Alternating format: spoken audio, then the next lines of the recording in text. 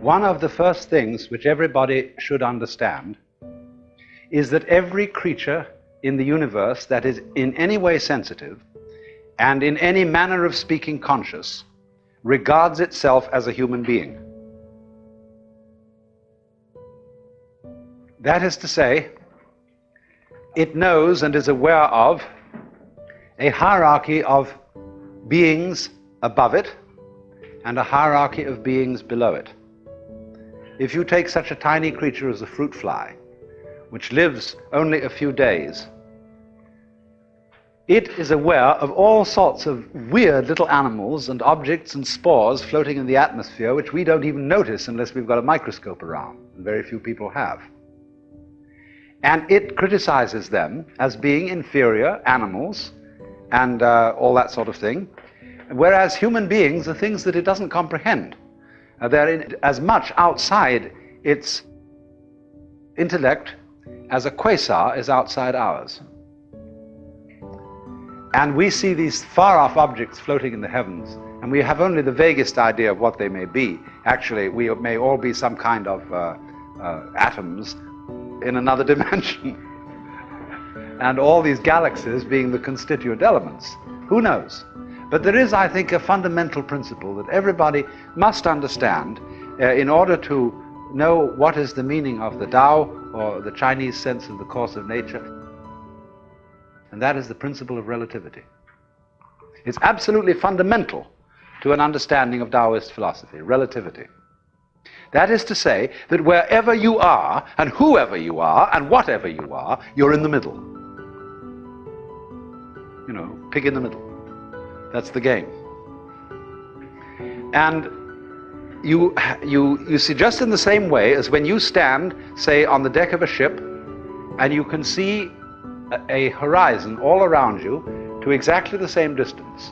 You're in the center of a circle because your senses extend a certain direction in all directions, and therefore give you the impression of being in the middle.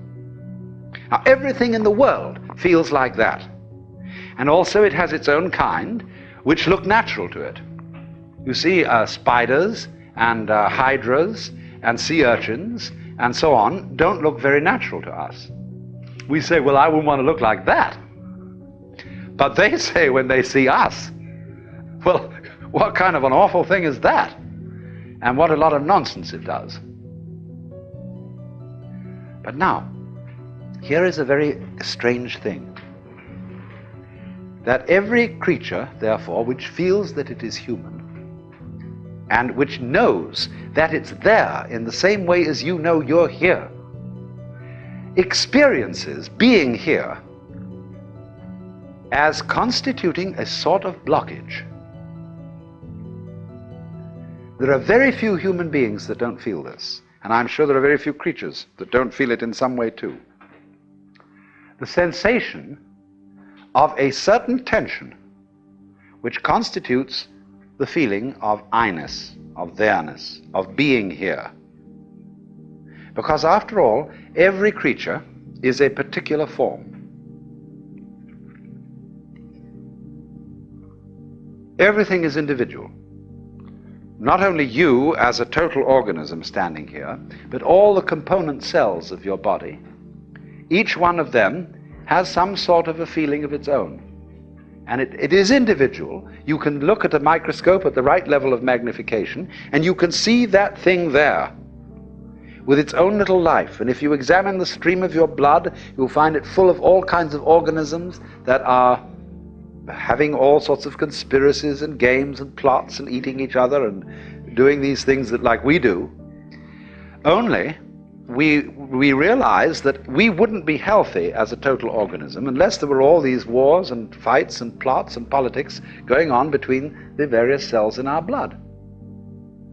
But from their point of view, you see, they feel a little bit put out because they're being organized.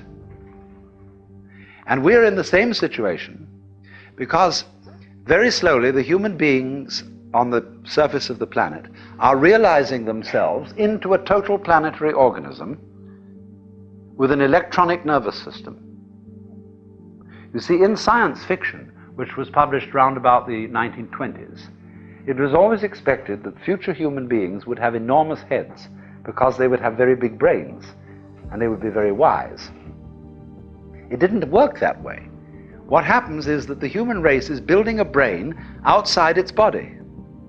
That is to say, an interlocking electronic network of telephonic, television, radionic communications, which is rapidly being interlocked with computers, so that you will, within a few years, be able to plug your own brain into a computer.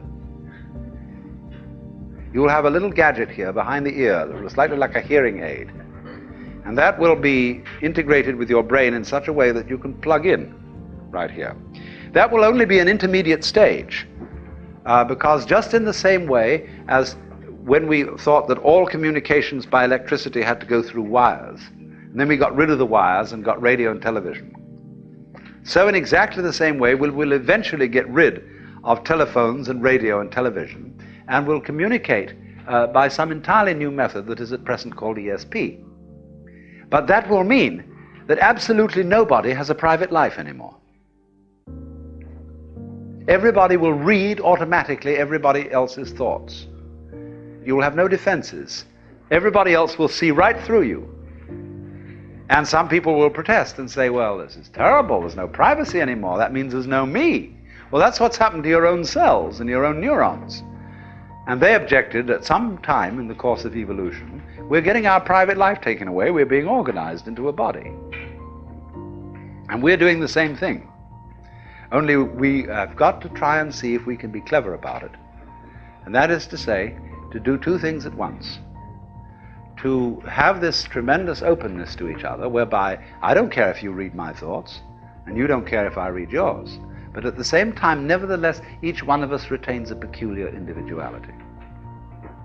Almost in the same way as nothing could be more unlike a stomach than a heart, and nothing could be more unlike a kidney than a pituitary gland, and nothing could be more unlike intestines than a rib cage. You see, there's a lot of differentiation inside the body, despite the fact that it is an organism functioning altogether. So then the problem, though, as I said, is that for each individual, which is outlined, which is a separate thing, or rather, I would, instead of using the word separate, I would like to use the word distinct. Separate, as I use the word, means disjointed, cut off from. Distinct means a feature of something where an absolutely distinguishable pattern is part of a larger pattern of a whole. So something can be distinct without being separate, in just the same way as back and front can be very different and yet inseparable.